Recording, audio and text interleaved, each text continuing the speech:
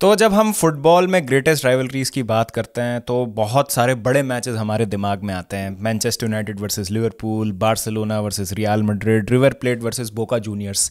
लेकिन अगर हम एशिया की सबसे बड़ी राइवलरी की बात करें तो जहन में नाम आएगा कि शायद साउथ कोरिया के दो क्लब होंगे, या हो सकता है जापान के दो क्लब हों, या किसी और कंट्री के, मिडिल ईस्ट के दो क्लब्स हो सकते हैं जिनकी बहुत ज़्यादा फेयर्स राइवलरी हो आपस में।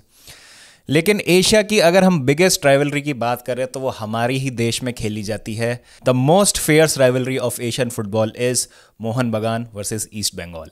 तो आईएसएल के सीजन में दोनों टीमें आमना सामना करने वाली हैं एक दूसरे का, तो ये एक परफेक्ट अपॉर्चुनिटी है कि हम इस राइवलरी की हिस्ट्री पर एक बार नजर डालें और क्यों ये मैचअप इतना ज्यादा सिग्निफिकेंट है ना केवल इंडियन फुटबॉल में बट एशियन फुटबॉल के पूरे लैंडस्केप में, और ऐसे कौन से किस्से कहानियां हैं जिसकी वजह से इतना बड़ा औहदा बन गया है इस राइवलरी का। तो इस राइवलरी को समझने के लिए हमको पहले फुटबॉल कल्चर पे थोड़ी सी नजर डालनी पड़ेगी कोलकाता के, और अगर आप इसकी डिटेल्स जानना चाहते हैं और कैसे इंडिया में फुटबॉल फैलना शुरू हुआ था और उसमें कोलकाता का कितना बड़ा रोल था, उसके लिए आप मेरा ये वीडियो चेकआउट कर सकते हैं, the history of Indian football, जहां पर हमने डिटेल में डिस्कस किए थे कि अर्ली ईयर्स कैसे रहे थे इंडियन फुटबॉल के, और उस दौरान कोलकाता में स्पेशली किस तरीके से राइज हो रहा था इंडियन फुटबॉल का। वेस्ट बंगाल ने बहुत सारे लेजेंड्स दिए हैं हमारी इंडियन फुटबॉल को, जिनमें शामिल हैं ग्रेट फुटबॉलर्स जैसे चुनी गोस्वामी, गोश्तापाल, कृषाणु डे, मोहम्मद सलीम, प्रदीप कुमार बैनर्जी, शैलेन मन्ना, सुब्रतो पॉल, सुदीप चैटर्जी। उसके अलावा इसी रीजन से ही इंडियन फुटबॉलर्स जिनको अर्जुन अवार्ड से नवाजा गया है वो है पीके बैनर्जी, चुनी गोस्वामी,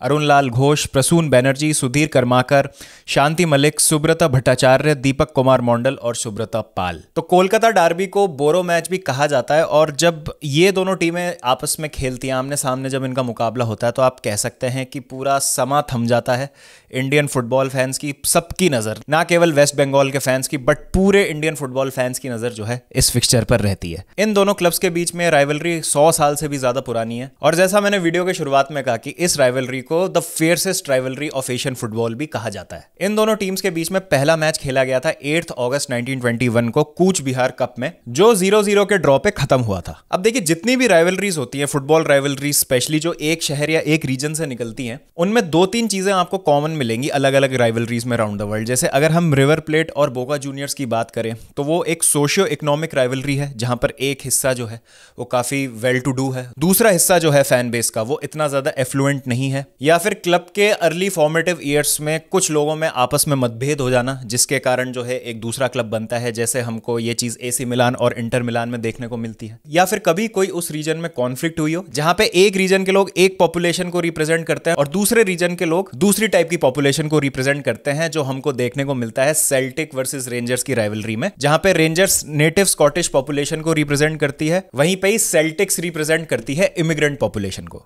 तो ये डार्बी कुछ कुछ सिमिलर है ओल्ड फॉर्म डार्बी की तरह ही, रेंजर्स और सेल्टिक वाली, जहां पे मोहन बगान रिप्रेजेंट करता है वेस्ट पार्ट ऑफ बंगाल को, और इन पॉपुलेशन को कहा जाता है घोटीज। आई होप मैं प्रोनाउंसिएशन सही कर रहा हूं इसको, माफी चाहूंगा अगर मेरे प्रोनाउंसिएशन में कुछ गड़बड़ी है।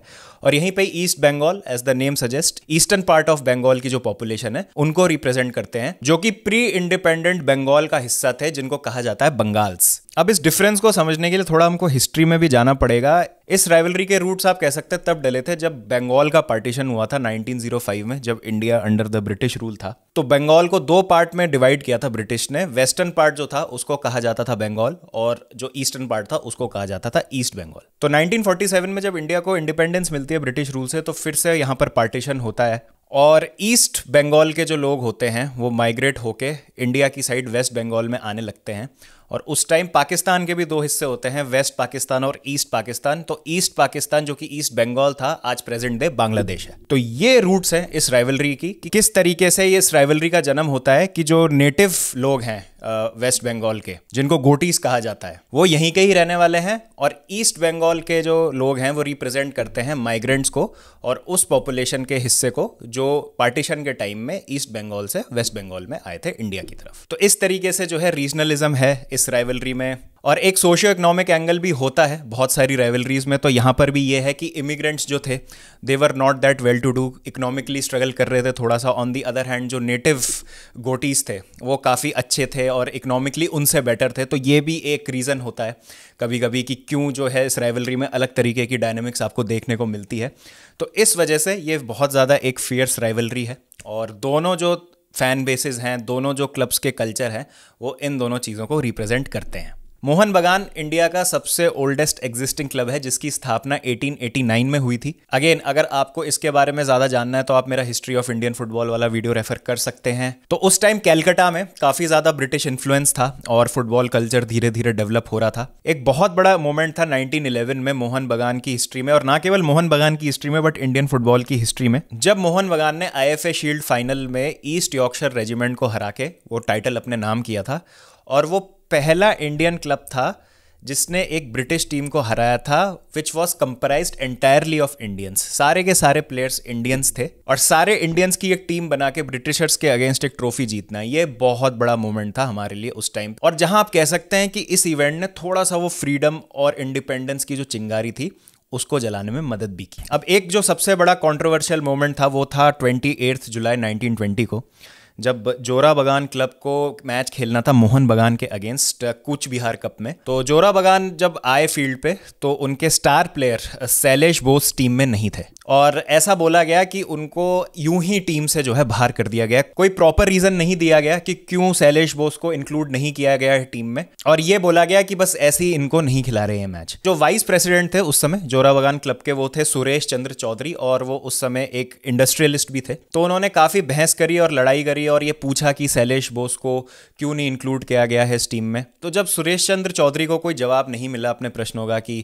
क्यों शैलेश बोस को इंक्लूड नहीं किया गया लाइनअप में, तो उन्होंने अज्यूम किया और ऐसा लगा उनको कि शायद इसलिए इनको नहीं खिलाया जा रहा है इस मैच में क्योंकि ये ईस्ट बंगाल से बिलोंग करते हैं। तो उन्होंने अलॉन्ग साइड और 2-3 लोगों के क्लब को छोड़ा जोरा बगान को और अपना एक क्लब बनाया जिसको हम ईस्ट बंगाल के नाम से जानते हैं आज, और इस तरीके से ईस्ट बंगाल की स्थापना हुई। सुरेश चंद्र चौधरी के साथ साथ राजा मनमथा नाथ चौधरी, रमेश चंद्र सेन और औरबिंदा घोष, ये लोग भी इनके साथ शामिल थे और जिन्होंने मिलकर ईस्ट बंगाल की स्थापना करी। और इसी के साथ प्रेजेंट डे सबसे बड़ी एशियन फुटबॉल की राइवलरी की शुरुआत हुई। दोनों टीमों ने अपना पहला मैच खेला 8 अगस्त 1921 को, जो कि एक 0-0 ड्रॉ में खत्म हुआ।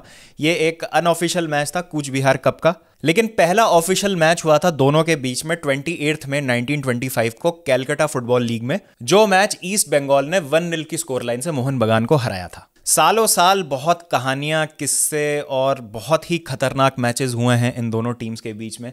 अगर हम एक एक मैच की अगर बात करेंगे तो ये हो सकता है वीडियो 8 से 9 घंटे की बन जाए, क्योंकि इतनी ज़्यादा हिस्ट्री है इस फिक्चर में। लेकिन अगर कुछ मैं मोमेंट्स और कुछ कहानियों की अगर मैं बात करूं छोटी छोटी, तो 1975 में एक बार ईस्ट बंगाल ने मोहन बगान को 5-0 की स्कोर लाइन से हरा दिया था IFA शील्ड के फाइनल में, जिसकी वजह से मोहन बगान के एक फैन ने अनफॉर्चुनेटली अपने आप को अनअलाइव कर लिया था और उन्होंने अपने नोट में लिखा था कि वो अगले जन्म में रिवेंज लेंगे ईस्ट बंगाल से इस हार का। तो इससे आपको पता चलता है कि कितने ज्यादा इमोशंस, पागलपन और पैशन इन्वॉल्व है इस राइवलरी में। फिर उसके बाद 1980 में एक और मैच हो रहा था इन दोनों टीम्स के बीच में in the iconic Eden garden stadium, और इस मैच में 2 प्लेयर्स को रेड कार्ड दिया गया था, जिसके कारण स्टैंड्स में एक फाइट हो गई, एक लड़ाई हो गई बहुत ज्यादा खतरनाक दोनों सेट्स ऑफ फैन बेसिस में। यूजुअली दोनों फैंस को अलग अलग सेक्शंस में बिठाया जाता है ताकि इस तरीके की लड़ाइयां जो हैं उनको प्रिवेंट किया जाए, इस तरीके के कॉन्फ्रंटेशंस ना हो, बिकॉज बहुत सारे लोग जो हैं इसमें इंजर्ड हो सकते हैं, अपनी जान गंवा सकते हैं। लेकिन उस दिन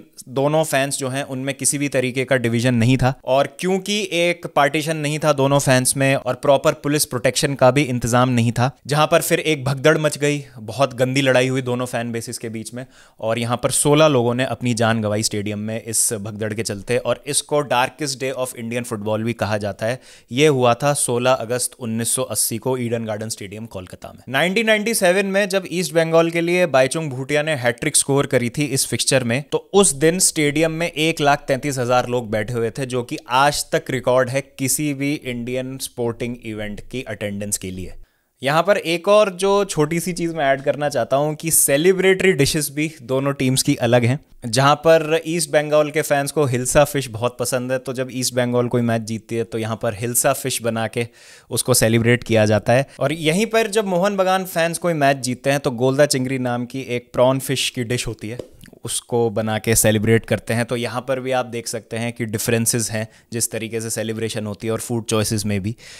अब देखिए यहाँ पर इतने सारे मैचेस खेले हैं थ्रू आउट द हिस्ट्री दोनों टीम्स ने कि अनऑफिशियल मैचेस को भी अगर आप इंक्लूड करते हैं तो बड़ा मुश्किल होगा हिसाब रखना। तो अलग अलग जगह यहाँ पर अलग अलग स्टैट्स देखने को मिले, लेकिन जो एक रिकॉर्ड वाइडली माना जाता है वो ये है, सारे कॉम्पिटिशन्स मिला के through out the history 395 matches जो हैं दोनों टीमों ने आपस में खेले हैं, जिसमें 141 मैचेस ईस्ट बंगाल ने जीते हैं, 128 मैचेस मोहन बगान ने जीते हैं और 126 मैचेस ड्रॉ हुए हैं। तो बहुत ही क्लोज रिकॉर्ड है, बहुत ही ज़्यादा क्लोज राइवलरी है। और अगर हम कुछ रिजल्ट्स की बात करें रिसेंटली जो इन दोनों क्लब्स के बीच में हुए हैं, तो ये चौथी मीटिंग है इन दोनों क्लब्स की इस सीजन और पहली होगी आईएसएल में, जहां पर ईस्ट बंगाल 2 डार्बीज जीत चुकी है और 1 मैच मोहन बगान ने जीता है। ईस्ट बंगाल ने मोहन बगान को 1-0 की स्कोर लाइन से हराया था डूरंड कप की ग्रुप स्टेज में, वहीं पे ही फिर मोहन बगान ने ईस्ट बंगाल को हराया था 1-0 से डूरंड कप के फाइनल में और डूरंड कप अपने नाम किया था। उसके बाद ईस्ट बंगाल ने अभी रिसेंटली मोहन बगान को 3-1 की स्कोर लाइन से हराया था कलिंगा सुपर कप की ग्रुप स्टेजेस में, और इवेंचुअली फिर ईस्ट बंगाल ने कलिंगा सुपर कप भी जीता और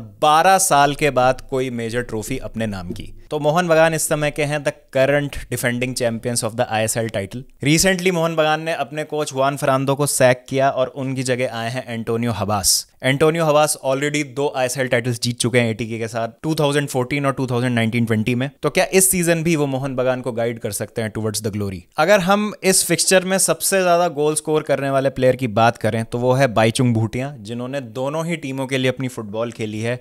टोटल 19 गोल उन्होंने स्कोर किए हैं, जहां पे उन्होंने 13 गोल ईस्ट बंगाल के लिए स्कोर किए हैं और 6 गोल मोहन बगान के लिए स्कोर किए हैं। तो आपकी क्या राय है? Please do let me know in the comment section. क्या लगता है आपको इस राइवलरी के बारे में? अगर आप ईस्ट बंगाल फैंस हैं तो अपने मेमोरेबल मोमेंट शेयर कीजिए। सेम गोस फॉर मोहन बगान फैंस, आपकी जो भी यादें हैं उनको बताइए मुझे कमेंट सेक्शन में। इस मैच को लेकर आपकी क्या प्रेडिक्शन है? कौन जीतेगा ये मैच? क्या कलिंगा सुपर कप की जो जीत है वो ईस्ट बंगाल के लिए एज कॉन्फिडेंस बूस्टर साबित हो सकती है, या फिर ये मैच मोहन बगान जीत कर अपने नाम करेगी? तो जो भी आपकी राय है please do let me know in the comment section. कैसा लगा आपको ये हिस्ट्री ऑफ राइवलरीज वाला एपिसोड, ये भी मुझे बताइए। बहुत ज़्यादा हिस्ट्री है, बहुत रिच हिस्ट्री है, कल्चरली बहुत ज्यादा स्ट्रांग है ये 2 क्लब्स, और जैसा मैंने बहुत बार बोला इस वीडियो के दौरान, the greatest rivalry of Asian football. और वो क्यों है, रीजन आपके सामने है। तो मैं उम्मीद करता हूं कि आप मैच जरूर देखेंगे और देखिए जरा कि किस तरीके से पैशन जो है झलकता है इस मैच में फैंस की ओर से।